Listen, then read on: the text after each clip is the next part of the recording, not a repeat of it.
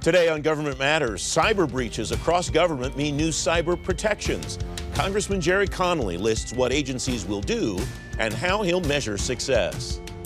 Ransomware attacks hit the supply chain in the private sector. Could government be next? The leader of CISA at DHS, Brandon Wales, on stopping the bad guys.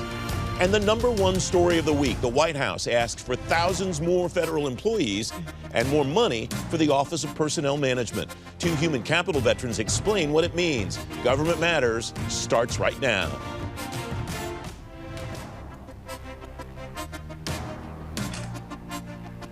Thanks for watching the weekend edition of Government Matters, the only show covering the latest news, trends, and topics that matter to the business of government. I'm your host, Francis Rose. The new White House budget request includes huge amounts of money for cybersecurity and modernizing legacy government systems to make them easier to secure. Some of that money would go to CISA and other organizations inside the government that manage information security. Congressman Jerry Connolly is senior member of the House Committee on Oversight and Reform. He's chairman of the Subcommittee on Government Operations. Mr. Chairman, welcome. Thanks for coming on the program. Great to be with you. One of the organizations that you have worked on in your time in Congress is FedRAMP. What's your view of the importance of FedRAMP in light of some of the high-profile cyber incidents that we've seen in government and outside of government? I see FedRAMP as a key part of the architecture for modernizing IT in the federal government. And IT modernization is directly related to cyber protection. Old clunky systems that can't be encrypted or encrypted easily are vulnerable. And so modernizing and moving to the cloud, I think, are important components in protecting federal assets. And FedRAMP is the program within the federal government that certifies private sector companies that want to do business with the federal government in providing cloud services. So I think it's very important, and I think it's important to codify it in law. Right now, it exists solely at the sufferance of the executive branch, so it could easily go away tomorrow.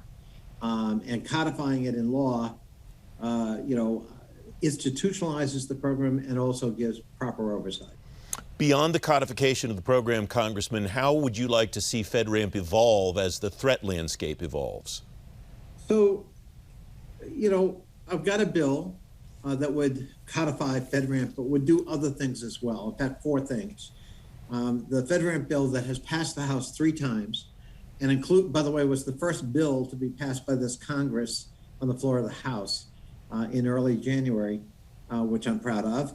It establishes a presumption of adequacy for all security assessments of cloud products that have already received FedRAMP authorization. So you don't have to reinvent the wheel every time you apply to a new agency. Secondly, it requires FedRAMP Program Management Office and Joint Authorization Board, the JAB, to establish metrics that can be tracked to ensure proper implementation of FedRAMP. It authorizes $20 million a year toward the program to increase the capacity of FedRAMP and the Joint Authorization Board to review security assessments and increase the number of FedRAMP authorized products each year. And finally, it establishes a Federal Secure Cloud Advisory Committee to ensure dialogue between the FedRAMP stakeholders, all of which have a cyber aspect to them, of course. As I listen between the lines of your description of that legislation, I don't hear anything that indicates an objection to the way that FedRAMP is working now. Sounds like you want to give them more money to scale it, which indicates a measure of success. Am I reading too much into your words? Well, the presumption of adequacy standard we're introducing in the law is designed to speed up the review and approval process and to cut back on the costs. So FedRAMP originally was seen as something that could kind of cut through red tape and get you certified in 6 months, maybe at a cost of $250,000. Instead, FedRAMP kind of evolved over time to multi-year efforts of application, multiple applications required, reinventing the wheel and costing companies millions of dollars. So we want to go back to the original intent of FedRAMP, and we think that standard of adequacy, presumption of adequacy, really gets at trying to make it more efficient. But it doesn't sound like the outcomes are dissatisfactory. It's just the process by which the FedRAMP process reaches those outcomes that's dissatisfactory. Is that a fair read on my part? I would say improvements have been made, and in good faith, and we're getting better feedback from the private sector. but it's still not where we want it to be. And again, codifying it in law, putting this presumption of adequacy standard in the law, I think really helps speed things up and gives everybody a standard that they can measure themselves against. Separately on cyber from FedRAMP, sir, across the agencies, if you ask individuals, especially in the Chief Information Officer's office, whether they need more reporting about cybersecurity, they would all say no. Given the incidents that we've seen over the last several months, is there more reporting that agencies should prepare for regarding cyber, or is it maybe time to rethink that model? From my point of view, if we go back to FTARA and the FTARA scorecard, the modernization of IT systems in the federal government is directly linked to cyber. You know, cyber is going to be as good as the IT systems you've got in place. Can they be encrypted? Are you using the most recent and comprehensive encryption you can? Do you have monitoring systems? Do you have early warning systems? Do you have detection systems? Do you even have offensive capability in some cases to redirect, misdirect the would-be hacker and or cause them some trouble? And so the IT modernization systems we have in place really are critical and integral to the whole cyber effort. But yes, I believe that in addition to the reporting requirements FTARA has in 7 different broad categories, I believe that more accountability with respect to how cyber secure are you needs to be required of our CIOs. We have about 30 seconds left, Jerry. Given your mention of FTARA, what's your vision for what cyber could look like on the FTARA scorecard and how it would be measured and graded?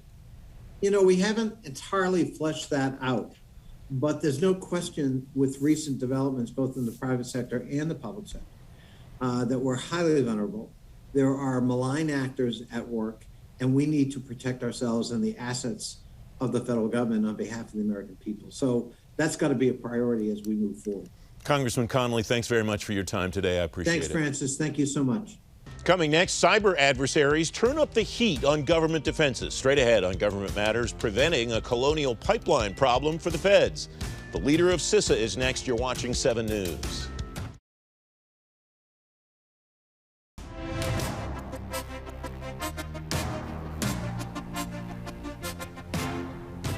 Welcome back. Agencies have a long list of deadlines to meet to comply with President Biden's executive order on cybersecurity.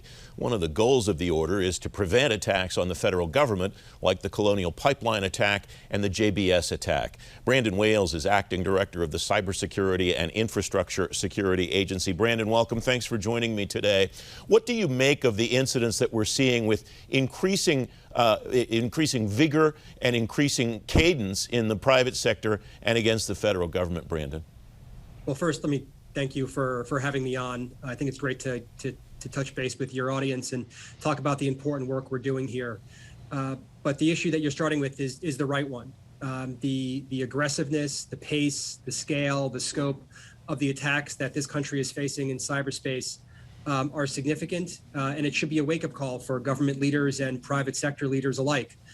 We have a lot of work to do to ensure that our cybersecurity posture is appropriately calibrated, is appropriately strong, given the pace and the severity of the threat we're facing. And that is in part why our agency, why the Cybersecurity and Infrastructure Security Agency, or CISA, was created by Congress to be that focal point to help the government and the private sector enhance their security and improve their resilience against all threats and hazards. Is that reposturing a dramatic rethinking of the way that the government does cybersecurity or faces cyber threats, or are these adjustments that you think we can make in maybe smaller increments? No, I think that there are certainly areas that we're going to be making small incremental improvements, given the amount of work that we have done over the past half decade to improve the federal government's cybersecurity posture. But there's a lot of areas where we need to make really more radical transformation. Our approaches to protecting, for example, the federal networks, moving from a largely perimeter-based security model to an improved defense in-depth strategy, a more focused and a deliberate work with our critical infrastructure community to harden those most systemically important critical infrastructure, the industrial control systems that enable our way of life. That work can't be done with incremental improvements alone. We really need to make radical transformation of our cyber posture, given the level of threat we're now facing. What is your sense of the level of dialogue between the private sector and organizations in government like CISA? Is that conversation becoming more detailed, including more details? There was a hesitance in the private sector for a long time at sharing information with the federal government. So CISA's always had a strong relationship with the private sector. So much of our work hinges upon close collaboration with our partners in the public sector, like state and local governments, and with the private sector alike. But more recently, we've been focusing on deeper operational collaboration, particularly with those companies that have the greatest insight into the networks that underpin much of the internet and much of our critical infrastructure. The companies who can take action to help, in partnership with the government, stop or immediately reduce the risk of cyber incidents from having dramatic impacts. And we've been focusing on using some of the new authorities provided by Congress earlier this year to stand up a joint cyber planning office to be a focal point for that kind of deep operational collaboration.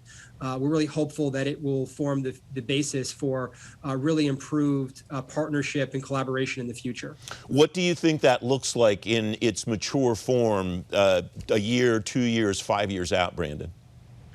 Really what I think it is it's the forum by which when the government sees potential threats and risks, or when the private sector sees those risks beginning to manifest themselves, that there's a place where they can come together and say, how do we jointly address this in a unified way? And take action using the authorities that we have, whether it's the governmental authorities inside of CISA or our other federal agencies in the law enforcement community or the intelligence community, or the private sector with their ability to impact things traversing their networks, with their ability to take action on people utilizing their services potentially maliciously, and bringing that all together in one place to have those conversations and take the type of action that's going to be necessary to the scale of the threat. The Biden administration, Brandon, has proposed a big plus up for your organization. If Congress gives you that money, where will it go? What do you need that you don't have or don't have enough of now? Sure, that's a great question, and this agency has benefited from really strong support from Congress and the appropriators. They have earlier this year provided us a $650 million plus up through the COVID relief package to take really decisive action and provide a good down payment on the types of improvements to our federal cybersecurity posture that we have long needed, but lack the resources to do. For example, scaling up our ability to provide hunt and incident response resources, improving our ability to have visibility into the activities that are happening on government networks, to move the government faster towards more secure, more defensible architectures based upon zero trust principles. So there's a lot of that work, and we're going to need more of it in the future. And we hope that the FY22 budget will be as kind to us with some additional funds will allow us to take some of these efforts even further. And more importantly, in our FY22 budget, there's an initial allotment of money for a cyber response and recovery fund. This was a program that was recommended by the Cyberspace Solarium Commission when it released its report last year. And we think that having this fund of no-year funds will allow CISA and our federal interagency partners to take quicker, more decisive action when we're faced with heightened threats or when we have significant cyber incidents affecting the country. And so we're really eager to work with Congress on the implementation of that fund and what it means for the future of the government's ability to respond to catastrophic cyber incidents. Brandon, a lot more I'd like to cover. I have to have you come back. Thank you very much for your time today. Happy to come back anytime. Thank you. Coming next, the #1 story of the week, a hiring explosion could be coming in the federal government. Straight ahead on Government Matters, getting a plan ready in case Congress gives the thumbs up. You're watching 7 News.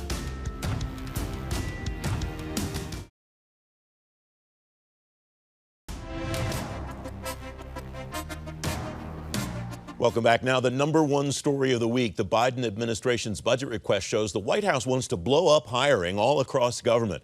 Human capital pros worry the hiring process that isn't working well now could make the administration's plan a lot more complicated. Jerry Buckholtz is former Chief Human Capital Officer at NASA. She's a strategic advisor at the Charles F. Bolden Group. Michael Regas is former Deputy Director and Acting Director of the Office of Personnel Management. Welcome to both of you. Jerry, I start with you. There's a fear that I'm hearing about this week about forcing a lot of money into a process that doesn't really work that well, as I referenced a moment ago. What's your sense of how that could work, or what would make it work? I think the thing we need to remember is the process is the process. There's no bandwidth in Congress to reform civil service personnel. They have so many huge problems to deal with. The process is what the process is going to be for the next 5 years. I don't see any substantial legal reform coming up anytime in the near future. And that means that you have to really break down the current system and reassemble those blocks in a way that is more modern and works best for federal government agencies and their unique missions and hiring requirements. Mike, welcome. Thanks for joining the conversation today. What does OPM have to offer agencies to do what Jerry just proposed, to help them basically, it sounds like she's proposing, taking the system apart on their own and put it back together again? Well, thanks, Francis. Good morning, and it's great to be back with you today. I think we really need to return to first principles here on the very basic question of what we're trying to get done here. More government and bigger government is not better government. I think what's needed is good leadership and focus on mission outcomes, as Jerry just mentioned. I assume no one bothered to ask federal employees themselves if this is the right course of action. As a data point, according to the most recent federal employee viewpoint survey, which just concluded just a few months ago at the end of 2020, when asked, federal employees said, my work unit has the job relevant knowledge and skills necessary to accomplish organizational goals. That 81.9%, 82% responded positively to that, which is actually the highest ever recorded. And when asked, they said, my agency is successful at accomplishing its mission. That was another record high at 81%. So I think we need to ask, really, what is the problem that we're trying to solve here? Because I think federal employees think that they're able to get their job done today. Jerry, what is the problem that agencies will try to solve then if Congress goes along with what the administration wants and proposes bringing in a bunch of people? The issue is, from the perspective of the people that I've talked to over the years, the issue is not that people don't want to work for government. It's getting them through the system to get them into government. Right, Jerry? Right, that's absolutely correct. And during this period of time when things have been slower, several federal government agencies have really dug deep and modernized their tools and processes. There's a big project going on at the Department of Commerce, which has all new tools and uses AI and other techniques that are, really what's going on in the private sector and what needs to happen in the federal government. So those agencies should really be able to benefit from the resources that are coming their way. Additionally, there are things that OPM could do from a regulatory perspective that would make it easier for people who want to return to federal government service to return. I think there's a large pool of people out there who would return to federal service if that was easy enough, an alumni pool.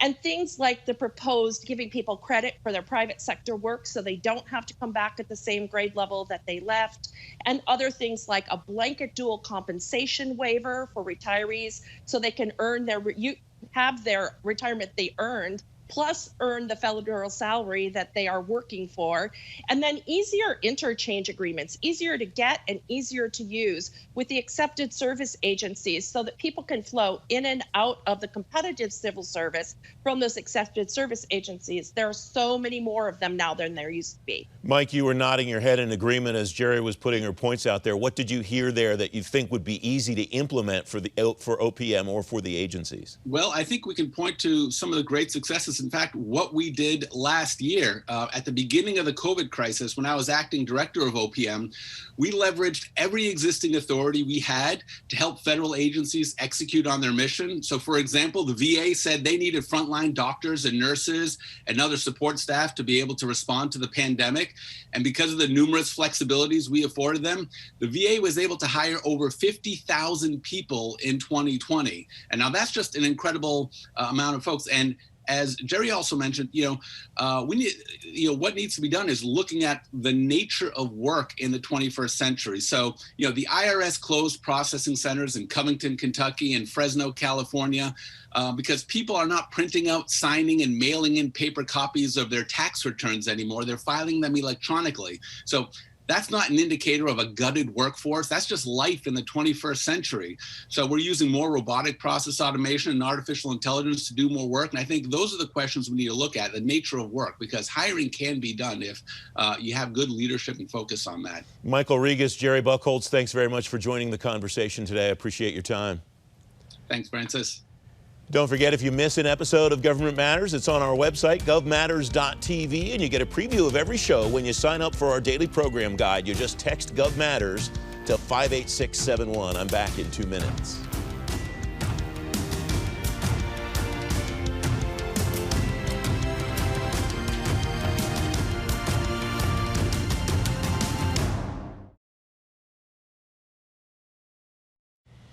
That's the latest from Washington. Join me weeknights at 8 and 11 on WJLA 24/7 News and next Sunday morning at 10:30 on 7 News to stay plugged in on issues that matter to the business of government. Thanks for watching. I'm Francis Rose.